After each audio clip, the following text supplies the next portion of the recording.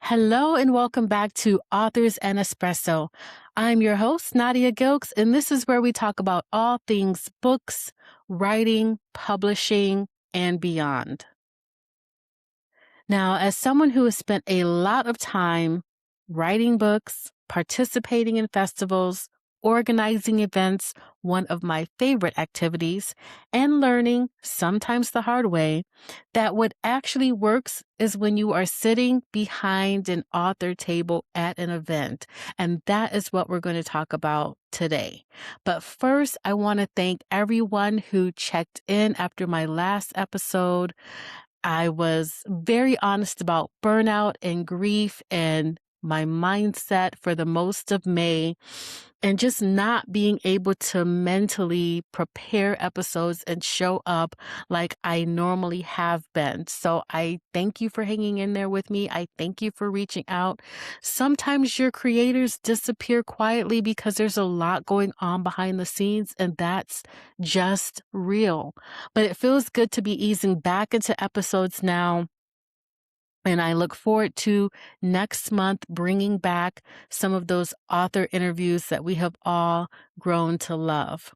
But right now, I want to talk about festivals because summer is quickly approaching and the summer and fall festival season will be here before you know it. And I don't want you to miss out on any opportunities. So if you're an indie author, a creative, or someone who's thinking about putting yourself out there, this episode is for you because I want you to go beyond thinking about it and actually get yourself and your work out there. So grab your coffee, grab a notebook, get ready to take some notes, and let's talk about festivals.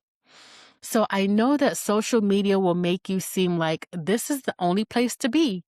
Social media is like Visa. We're everywhere you want to be. But there is still something magical about showing up and meeting people face to face.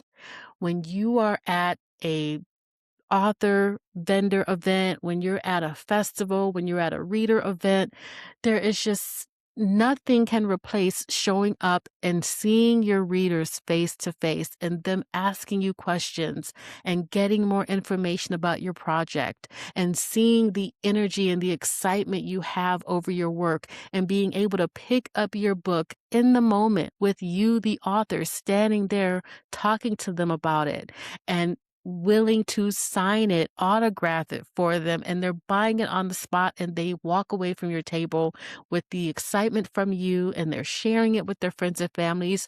Literally, a social media post cannot replace that. So festivals and vendor fairs can really help you get yourself out there to build visibility. Meet with people who already love books. It's a target market. People go to book fairs because they love reading, holding books, turning pages of books. These are your people. And I don't want you to just stay at your table. This is a great opportunity to network with other authors, especially if you're working or doing a big festival where they separate you by genre. Perfect. You're probably already sitting with co-creators, fellow creators who are in your same niche. Walk around, meet them, get their information, see how you might be able to collaborate together. You can also, depending on how you set up your table, you can grow your email list. If you run challenges or if you have new projects coming up, you can always get people's email addresses, get their contact information and say, hey, if you're a part of my special club, I'm going to send out the first couple chapters of my book. You can be the first to read it. If you like this, you'll love that. Right? Grow your list. And then, of course, you can have people right there on the spot follow you on social media so that you can start to get a bigger audience. All of these happen so beautifully in the moment because it's organic. You're having authentic conversations. You're talking to people who are gaining interest. They're learning about you. They're excited to know you, and they just want to support you. But there's an art form to picking the right festival. and you have to be mindful about where you're signing up and what you're putting your energy towards. Not every festival is amazing, sad to say. If you sign up to do a festival and it's the first year that it's running, you can rest assured there are probably going to be some glitches. If the festival is outdoors, you can rest assured that nature is gonna do its thing. Could be windy, could be rainy. It might be slightly disorganized, might be chaotic, and some are absolutely fantastic, especially ones put on by the city or the county or the library district or some big vendor that has run this years after year after year, like the LA Times Festival of Books. That's an amazing one. So you have to be really strategic about what you sign up for and where you dedicate your time to. You want to make sure that you're getting the best bang for your book, for your buck. Oh, that was cute. That was almost a pun, but I said the wrong thing. The wrong thing and the right thing. Oh, that's so cute. I'm a comedian. Anyway, how do you find the right festival for you? How do you find the event that is going to get you the most promotion? Because that's what we're all looking for, getting ourselves out there. So here's some places that I normally look. I do live on Facebook, so a lot of things will come to me as part of my algorithm. So I will see big name festivals like Author Nation that comes to Las Vegas every year. They also have Reader Nation. So the Reader Nation is geared towards people who love to read books. So you want to be there because those are your people. But there's also Author Nation if you want tips and tricks about being an author, if you want to pitch your book idea to distributors and publishers and agents. They have that lane for Author Nation. So you can sign up to events like that. Again, long-standing events, great venues, have appeared year after year. That's a good place to start. If you have gone to a festival before, you might already be on their newsletter list. So make sure you're reading your emails and you don't miss an opportunity to sign up. I have gone to I think it's called like the City of Las Vegas Book Festival. Comes around every September, October, something like that. It's put on by the city. So I'm already on their email list. Now all I got to do is check my email and not miss it. And I can sign up to have a table at future events. You can also check local authors groups. A lot of times you can find those on Meetup. Meetup is still a thing. There's still a lot of people, especially reading groups, writing groups, book clubs, who meet regularly, advertise on there, and they may be talking about festivals coming up. When you hear of one, check it out and contact the organizer and see what you need to do to have a table at that event. The library district, they may put on their own festival. If they're not putting on a festival, they certainly are probably advertising a festival because why? They house books. They cater to readers and learners. So a lot of times they have a community board where you could just go look and see what's happening in the next few weeks, and you may see postings for festivals. And even though summer is almost among us, don't think it's too late to sign up. Sometimes people commit to do a festival and then they back out at the last minute. So there's tables that need to be filled because the organizer does not want empty tables. So sometimes you can pop in at the last minute, or at the very least, you can know that the festival is happening. You can go, and then you can be on the list for next year, and then you can get in. But bookstores, libraries, coffee shops, a lot of these places have community boards where there are postings. You a lot of times have to go walk in the building and see the board for yourself. But these are the types of things that get posted in coffee houses and libraries. So you can see, is there a festival coming up? If you're in a major city and you have a convention center, I think ours is like the Las Vegas Convention something, I don't know. But get a listing of the events that's coming to town. Go to your city's chamber of commerce and see if they have a listing of what's coming to town. Because a lot of times people have to get a permit far in advance. So there is a list somewhere where there is a festival happening. Now, on the smaller end of things, sometimes there's like a craft fair that, because you're an artist, you're a writer, you are an artist, that you can maybe get a table there. Or you have some holiday markets that may be coming up, 4th of July, Veterans Day, Christmas. A lot of times you start getting these holiday markets where people want to get you prepared for buying things for the holidays. That could be another avenue to have a table at. So don't discount any opportunity. Just look into the event to see, is this something that meets my needs? Who's coming? How do I get a table? How much does it cost?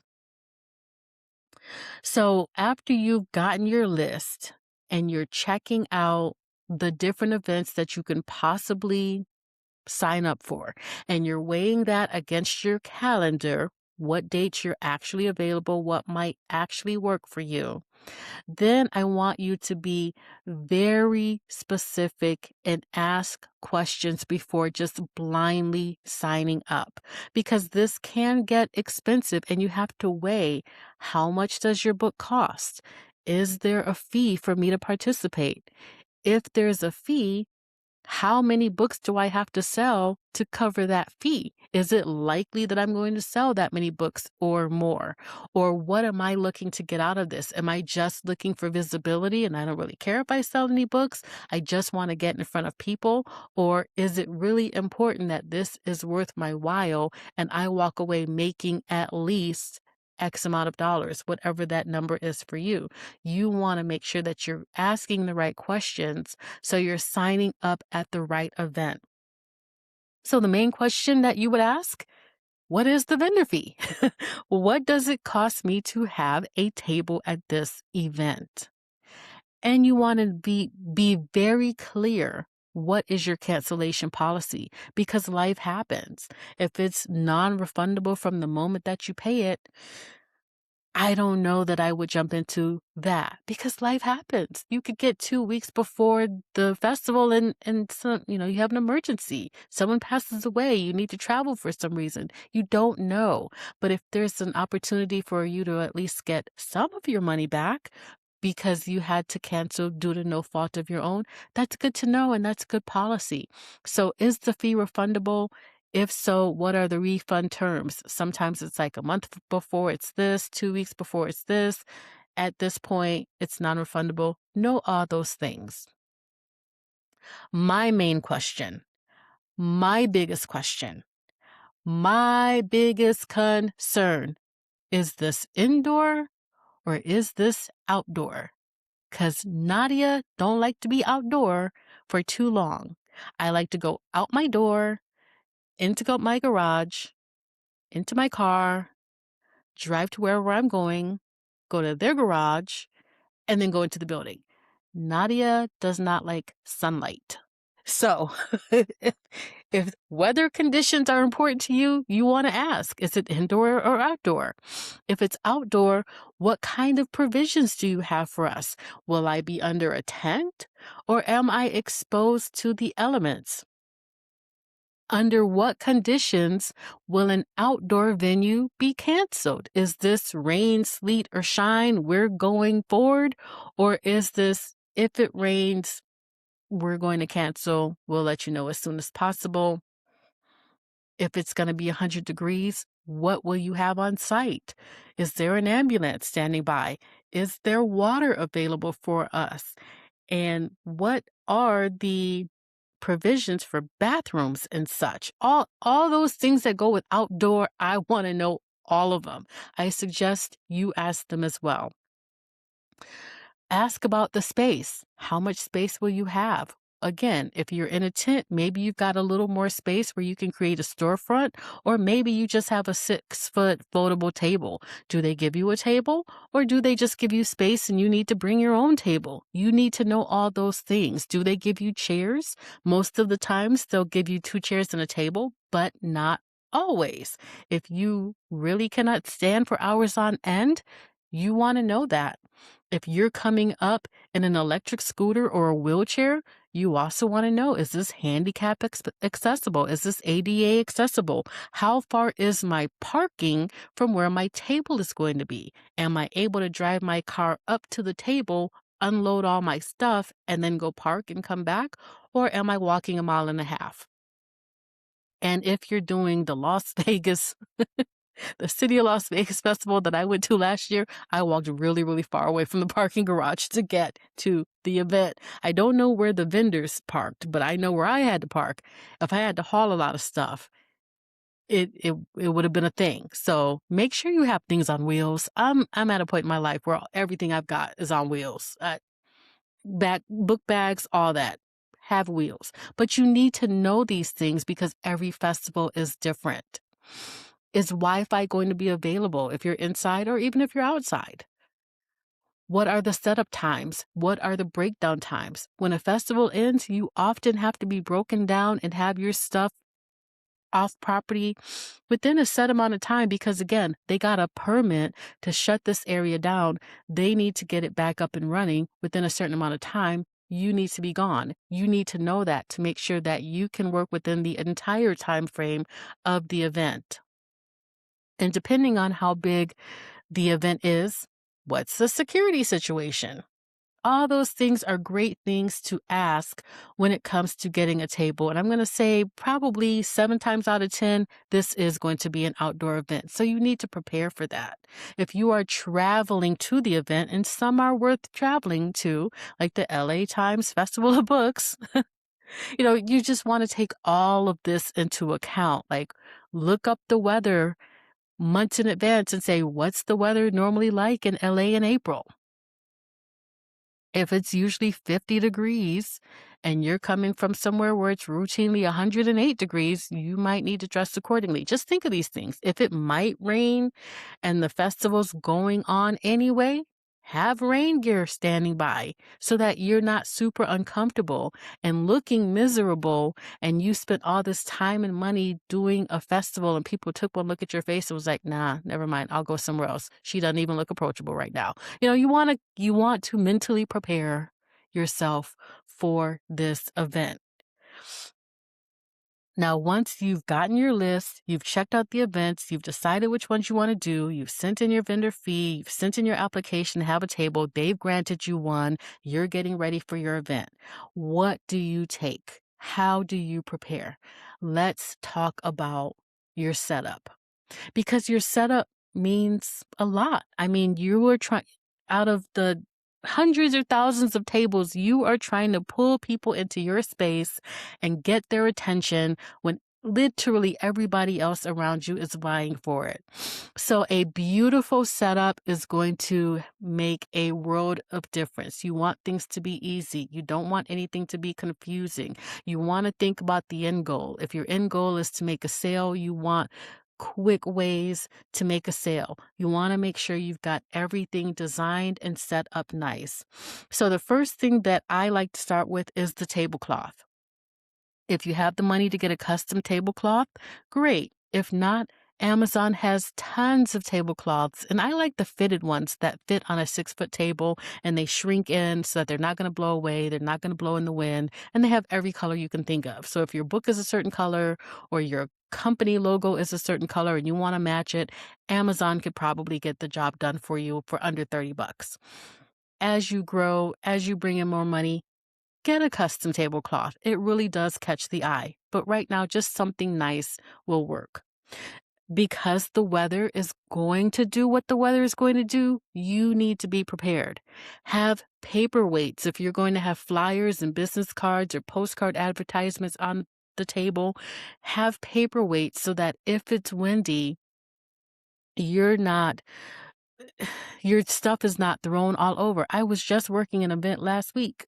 It was We get windstorms here in Nevada. So it was so windy. It was a beautiful sunny day. It was only like 70 degrees. It was almost perfect. And they had a tent for us, but it was so windy. So thankfully, we had paper clips. So if you don't have paper weights, at least have paper clips. Paper clip all your flyers together. And then when someone comes up and they want one, just unclip one, give it to them, but the rest are clipped together. So it's a little bit weighted and they're not going to fly everywhere. You don't want to be sabotaged by Mother Nature, and Mother Nature will do that. But those are some of the things that you should have that I've mentioned. Postcards. I love postcard advertisements. It's much bigger than a business card. You can get more information on there. You can have, it's two-sided. So one side you can have about your book or pictures of all your books. And on the other side, maybe you have a podcast or merchandise, or you're looking for speaking gigs. Whatever it is you want to promote, there's plenty of space on like a 4x6 postcard where you can have that as a nice takeaway for your reader that came to your table. Because remember, there's hundreds, if not thousands of tables. They are getting information from everybody. So you want to put something in their hand that is super clear who you are, what your work is, where they can find you, what you're about, what you're looking for, maybe even when your next project is slated to come out, so that when they forget the conversation that they had with you, they can look and see your picture and see your books and say, oh, yes, this is that person. I want to check out their social media. I want to sign up for their newsletter because they're going to send me chapters from their next book. Whatever it is, you want to have some really good takeaway. If you're holding an event coming up, have some flyers.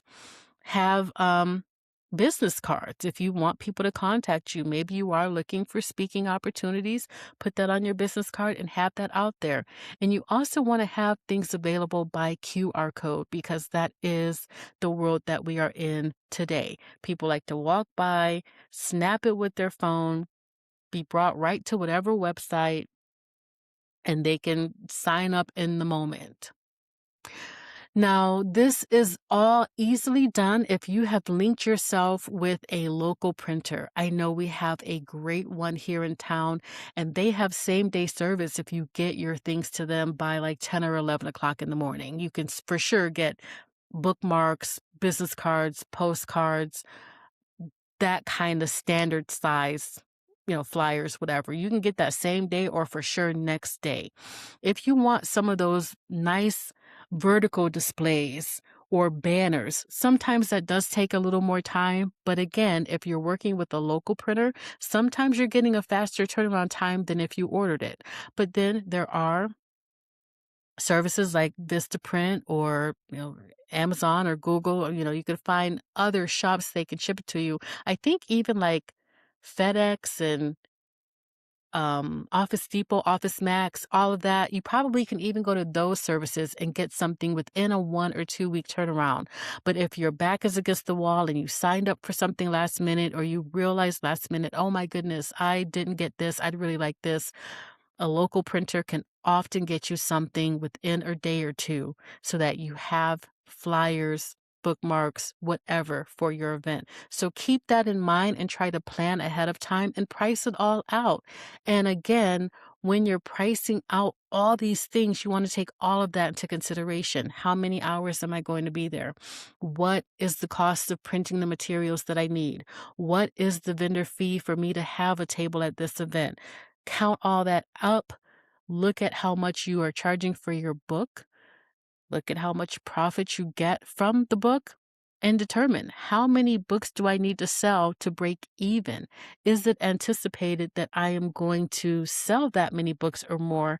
Is this going to be worth it for me? So now you've gotten your table, you've gotten your materials, you have some takeaways for the audience, which is great for them to remember you by. Let's talk about those people that walk up, they love your work, they've enjoyed your conversation, they want to buy in the moment right now. Let's talk about your payment system. How are you going to take payment from them? Keep in mind, a lot of people don't carry cash, and you, as the vendor, you may not have cash for change to give them back. Cash gets very messy, can get very confusing, can get convoluted, takes a lot of time. So I would say don't do cash unless you're just selling your book for like a flat $20 and they've got a 20. If they have exact change, sure, take the money. If you got to start finagling stuff, then I wouldn't do it. And I also wouldn't do cash just for a security standpoint. If they start seeing you take a lot of cash, you never know. And these thousands of people who are walking by, not everybody is on the up and up. So if they see that you have a really popular table and you're taking cash, you could be a target when you go back to your car later that night. So I just generally don't take cash. I also like to run a business properly. And when you become an author and you are selling a product, you are a business. For tax purposes, I like to have an easy reporting system. I don't ever want to have to sit there and deconstruct how much did I sell, how much cash do I have, what happened today. When I take it through a payment system, then I can generate a report at the end of the year and there's no confusion about what I did, how much I sold. So I would strongly urge you to have some kind of payment system in place, and preferably a payment system where you can get a report at the end of the month or the end of the year showing all your transactions. And this doesn't have to be expensive or complicated. I like Square. Square is very easy because it allows people to use a credit card and you don't have to take their credit card from them. You can simply text them the bill and they can pay it on their end. So if they've already got their stuff in Apple Pay, they pay it on their end. You don't see their credit card number. It's really easy. They do have to trust you to give them an email address or text a phone number to text, and sometimes that can take time. But if that's how you prefer payment, most people are okay with that. You can also get an attachment to put right on your phone so you can take a Square payment, or they have a freestanding payment system so that you can do Tap and I think Apple Pay or things like that. So that costs a little money to set up, but you do have a nice either iPad or point of sale system that you can use in the moment. And anybody who goes to a restaurant, they know when the iPad comes out, Square is reputable and people feel comfortable with that. So Square is great. I believe PayPal also does all those things. Like PayPal has a business account that you can get and they have payment systems that you can purchase. And same thing. You can run the reports, you can take payments on the spot. People can use their credit cards, they can tap, whatever. That's great. Other things that most of us already have: Venmo, Cash App, Zelle. A lot of times you can create a QR code or those companies will give you the QR code. You have that printed out on a piece of paper sitting on your table. They buy 2 books, one for them, one for their bestie. It's $40. They scan the QR code, pay you $40, and off you go. Really, really easy. But I say keep everything electronic so that it's easy accounting for you, so that you are able to get your tax documents easily filled out because you've got all the information right there at your fingertips. And then you don't have to worry about walking around with a ton of cash, which, probably at these events is not the safest. And people can feel comfortable knowing that they have paid you through a company that they already know and trust. If I had to, quite honestly, give my credit card to a small vendor, I don't know that I would. And that's when you get people coming up to you saying, "Oh, you don't have Zelle?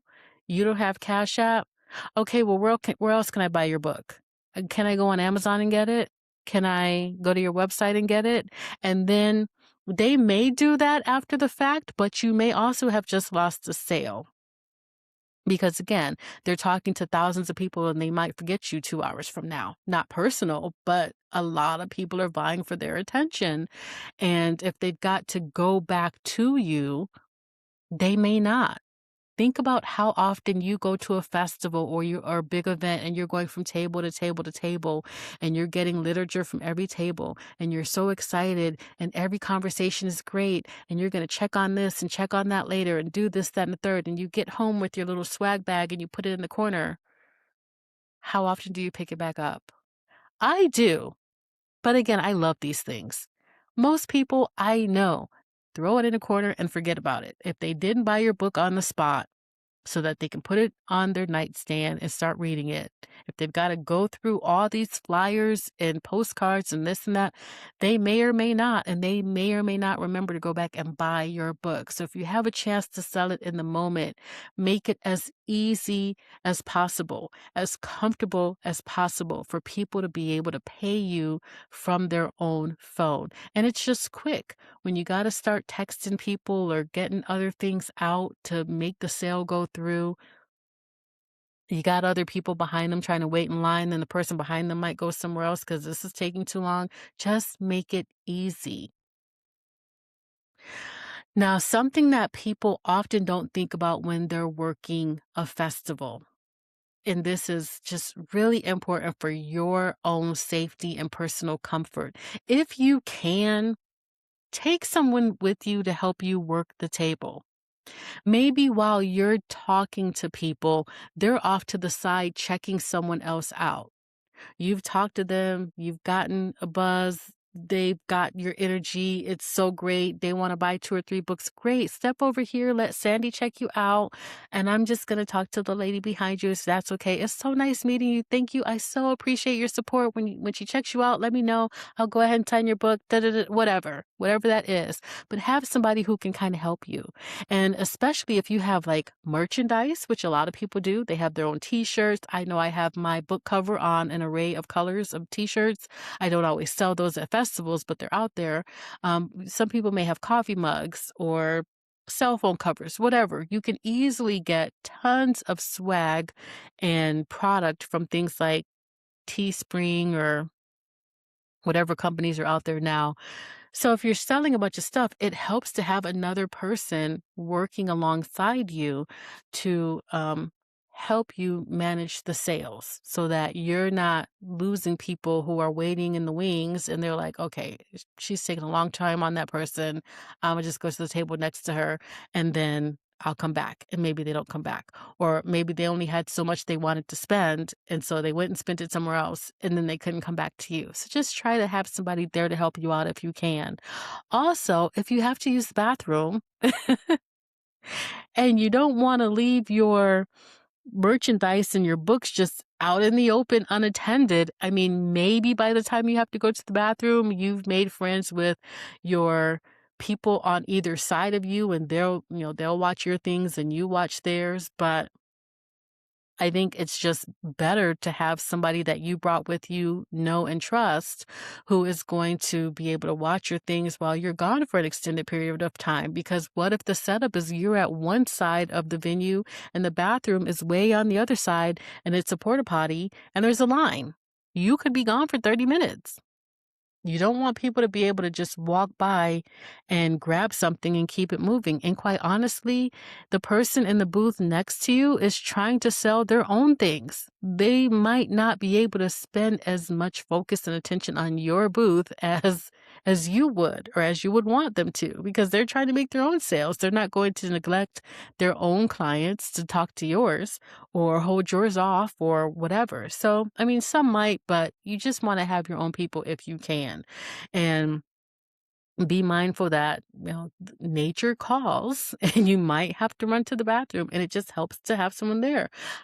Even if they can only come for a couple hours of the day, you can use those couple hours to grab something to eat, run to the bathroom, get yourself back on the right track, maybe go inside or go in the shade for a little while, rehydrate, whatever you need to do, and you have had that support. So that is my overview of the festival experience. I think it is a great way for you to get yourself out there, to get yourself some face time in front of readers, in front of fellow authors. If you have a podcast and you want to go around and make connections and invite people on your podcast, great opportunity to do that.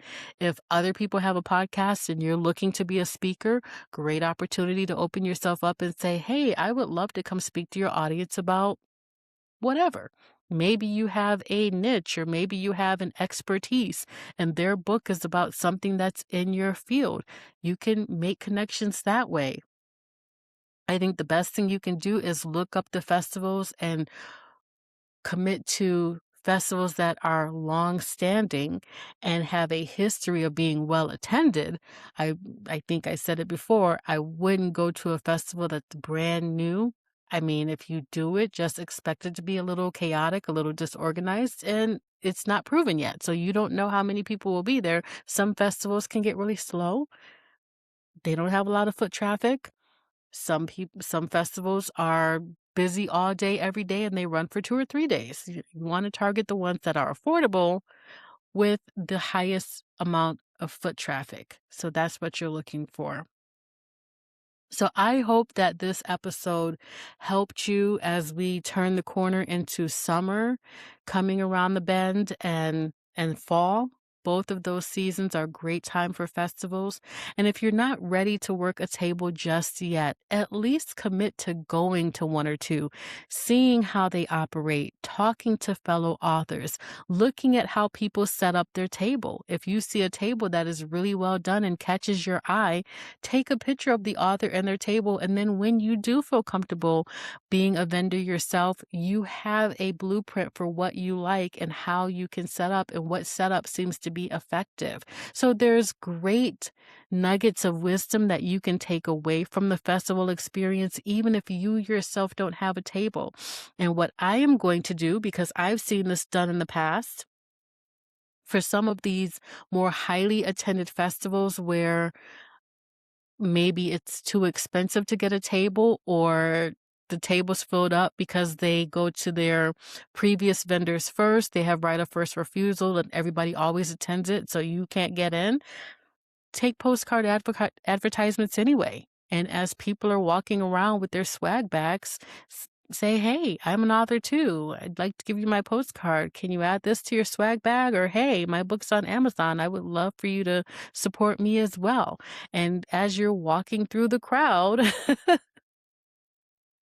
hand out your postcards. So even if you don't have a table, you can still get some FaceTime and you can still get your advertisement in people's hands and get at least a good 10 seconds of their attention before they put it in their bag and walk away.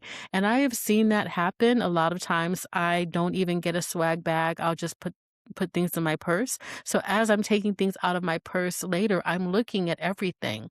And those postcards normally catch my attention. So that's just another way. Go with your literature, whether it's a bookmark, a postcard advertisement, and talk to people as they're walking in and out and hand them your literature as well. Because you are an author and they're looking for books and you have a book. So try to get it in their hand. So that's just my little side nugget. There is value to be gained from festivals, whether you actually have a table there or not. So put it on your calendar to attend a couple this year.